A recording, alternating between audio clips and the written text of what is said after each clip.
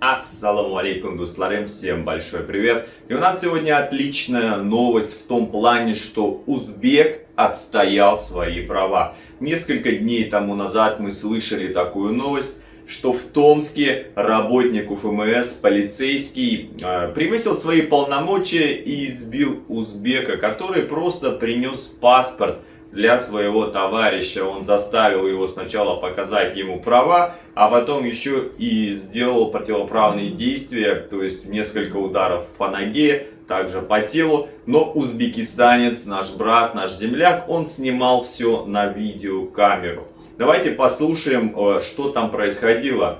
Согласен? Согласен? Да. Заходи. На камеру любишь снимать? Нет, на каком Давай основании? быстрее сюда. Я же ничего такого не делал, мужики, я же ничего такого не делал. Я же еще права будешь качать. Я же ничего такого Вернулись в лицо. Сказал лицо. Разворачиваемся. Все сильнее.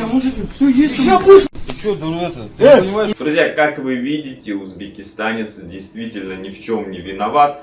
Он даже предъявил свой паспорт, но именно сотрудник полиции превысил свои полномочия. И теперь открыто следственное дело. Именно сейчас мы с вами почитаем на сайте официально Томска, в чем будет обвинение и сколько ему светит. 10 лет. Ребят, если вы за нашего узбекистанца переживаете, ставьте лайк под этим видео и пишите в комментариях. Да, действительно, узбек молодец, ведь свои права может отстоять абсолютно каждый из вас. А теперь давайте почитаем статью. Друзья, обратите внимание, это сайт Следственного управления Следственного комитета Российской Федерации по Томской области. И новость вышла у нас вчера уже после обеда. В Томской области возбуждено уголовное дело в отношении сотрудника полиции, которого подозревают в превышении должностных полномочий. Следственными органами Следственного комитета Российской Федерации по Томской области в результате проверки размещения в сети интернет-информации о применении насилия к иностранному гражданину в Томском миграционном центре на основании материалов УВД России по Томской области возбуждено уголовное дело в отношении сотрудника полиции, которого подозревают в совершении преступления, предусмотренное пунктом А части 3 статьи 286 Уголовного кодекса «Превышение должностных полномочий с применением насилия или угроза его применения». По предварительным данным, как написано здесь, 27 апреля 2021 года, в дневное время подозреваемый, находясь в здании управления по вопросам миграции УВД России по Томской области, расположенного по улице Пролетарской, 33 в городе Томске, в отсутствии оснований применил в отношении иностранного гражданина физическую силу, нанеся ему удары рукой по лицу и пнув его по ноге. В настоящее время проводятся следственные действия, направленные на установление всех обстоятельств прошедшего расследования уголовного дела продолжается. Ребята, и вот такая вот ситуация у нас вышла, вот такая статья, что уголовное дело уже точно возбуждено. И теперь то, что узбекистанец подал еще в полицию, уже получается на основании вот этих действий, и видеозапись, которая уже в сети распространилась уже по всему интернету, она точно уже теперь никуда не пропадет, будут судить его за превышение должностных полномочий, потому что он был при исполнении. И статья 286, давайте вместе с вами ее откроем, просто посмотрим, что это за статья. Вот она у нас, статья «Превышение должностных полномочий». У нас там написали пункт А, написано «Совершение должностным лицом действий, явно выходящих за пределы его полномочий и повлекших существенное нарушение прав и законных интересов граждан или организаций, либо охраняемых законных интересам общества или государства». Обратите внимание, написано, что он законных интересов граждан. Любой гражданин, который проживает в Российской Федерации, мигрант, это не мигрант, без разницы, он подчиняется законам Российской Федерации. И он такой же гражданин, и он тоже охраняется законом, и против него противоправные действия тоже будут люди, которые их совершают, будут наказаны. Если все до сих пор думают, что у мигрантов тут нет никаких прав, только обязанности работать, зарабатывать, платить патент.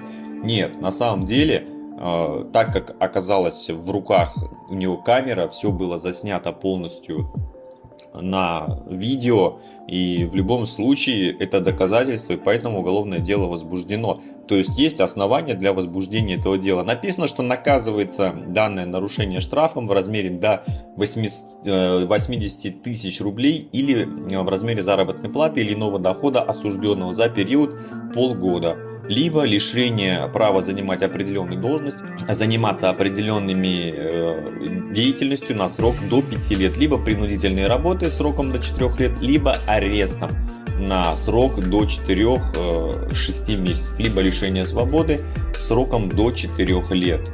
Вот такие вот у нас получаются деяния. Тут даже еще снизу дописано: деяния, предусмотренные частью 1 и 2, если они совершены, то есть применение насилия или угрозы применения. Видите, пункт 3 написано: наказывается лишением свободы сроком от 3 до 10 лет с правом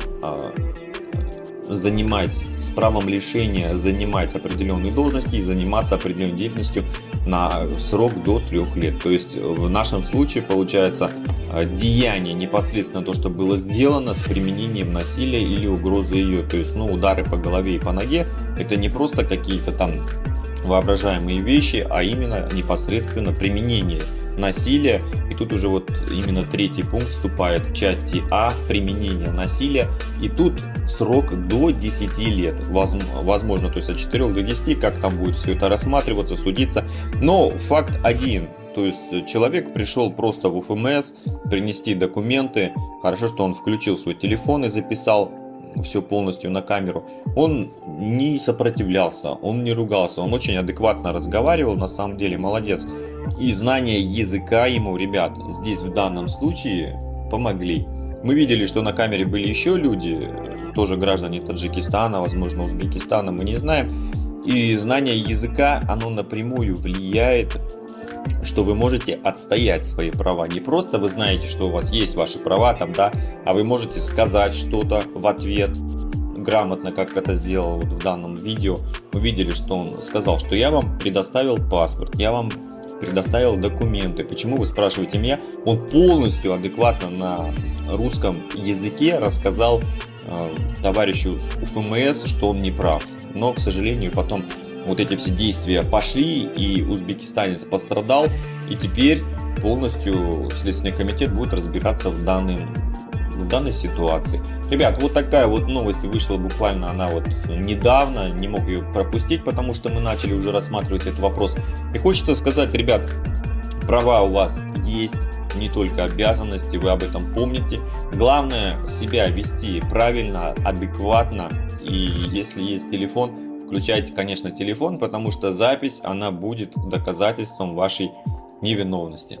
Вот как в данном случае, если бы он просто без видеозаписи говорил, скорее всего бы ему бы не поверили. Но так как есть видеозапись, здесь уже никто никуда не денется. Поэтому ждем, как дальше будет ситуация развиваться. Узбекистанцу здоровья, чтобы у него все было хорошо, продолжал работать, отправлять деньги семье. И всем вам, ребят, с Узбекистана, с Таджикистана, тоже удачи в Российской Федерации, потому что скоро 15 июня, и тоже будет очень-очень много рейдов, я думаю, вплоть до депортации. Всем удачи, здоровья, хайр, саламат.